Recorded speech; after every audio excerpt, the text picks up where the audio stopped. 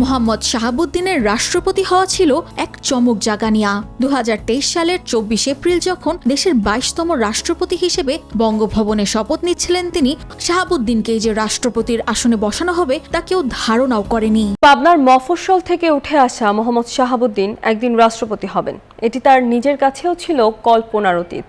তবে তার রাজনৈতিক জীবন শুরু হয় ছাত্র অবস্থাতেই। ছাত্রলীগ, বাকশাল এবং পরবর্তীতে আওয়ামী লীগের বিভিন্ন পদে কাজ করতেন তিনি।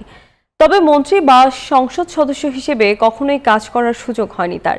গণমাধ্যমে দেয়া সাক্ষাৎকারে তিনি বলেছিলেন, তার লক্ষ্য ছিল নিজ এলাকার সংসদ সদস্য প্রার্থী হিসেবে মনোনয়ন পাওয়া।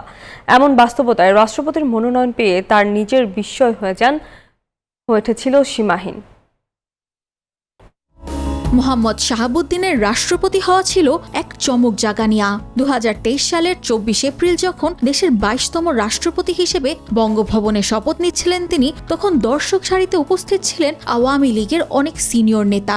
বছর জুড়ে সেই সব নেতাদের নাম সম্ভাব্য রাষ্ট্রপতির আলোচনায় থাকলেও শাহাবুদ্দিনকে যে রাষ্ট্রপতির আসনে বসানো হবে তা কেউ ধারণাও করেনি। পাবনায় জন্ম নেওয়া মোহাম্মদ শাহাবুদ্দিন রাজনীতিতে যুক্ত হন 60-এর দশকে ছাত্রলীগের হাত ধরে। 71-এর মুক্তিযুদ্ধে সক্রিয় অংশগ্রহণ ছিল তার। 75-এর বাকশালে যুক্ত হন পাবনা জেলার যুগ্ম সম্পাদক হিসেবে। ওই বছর 15 আগস্টের পর গ্রেপ্তার হয়ে 3 বছর কারাবন্দী থাকেন। মুক্ত হয়ে 83 সালে যোগ দেন আইন পেশায়। দীর্ঘ বিচারক জীবনে জেলা ও দায়রা জজ হিসেবে দায়িত্ব পালন করেন তিনি। পরে 2011 থেকে 2016 সাল পর্যন্ত দুর্নীতি দমন কমিশনের কমিশনার হিসেবেও দায়িত্ব পালন করেন শাহাবুদ্দিন। রাজনৈতিক জীবনে আওয়ামী লীগের বড় কোনো পদে না থাকলেও দলটির সভাপতি শেখ হাসিনার একক পছন্দে আওয়ামী লীগের পক্ষ থেকে রাষ্ট্রপতি মনোনয়ন পান শাহাবুদ্দিন। 24-এর জাতীয় নির্বাচনে বিজয়ী আওয়ামী লীগের মন্ত্রিসভার শপথ বাক্য পাঠ করান তিনি। একই বছর গণঅভ্যুত্থানে সেই সরকারের পতন হলে অন্তর্বর্তী সরকারও শপথ নেন তার কাছে। সর্বশেষ 2026 নির্বাচনে বিজয়ী বিএনপি সরকারের মন্ত্রিসভাকেও শপথ পড়ান Mohammad Shahabuddin. Spanish digital print tiles, ATI tiles, এক টাইলসে জীবন পার।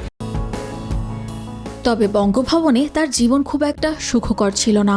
দেশে একের পর এক রাজনৈতিক পালাবদল আর বিতর্কের মধ্য দিয়ে কেটেছে রাষ্ট্রপতি হিসেবে তার মেয়াদ। 24-এর গণঅভ্যুত্থানের পর আন্দোলনকারী শিক্ষার্থীরা তাকে অপসারণের জন্য কয়েক দফা বঙ্গভবন ঘেরাও করে। অন্তর্বর্তী সরকারের কাছেও তার গ্রহণযোগ্যতা ছিল না।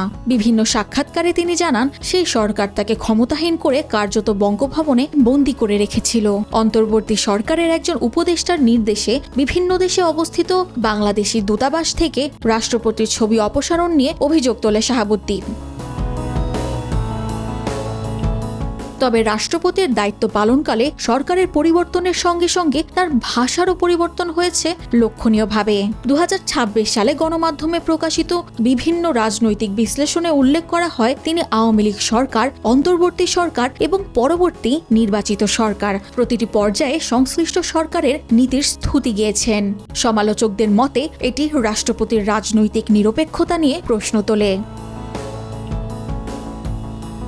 সামিয়া মাহতাব রোজা, নিউজ 24, ঢাকা।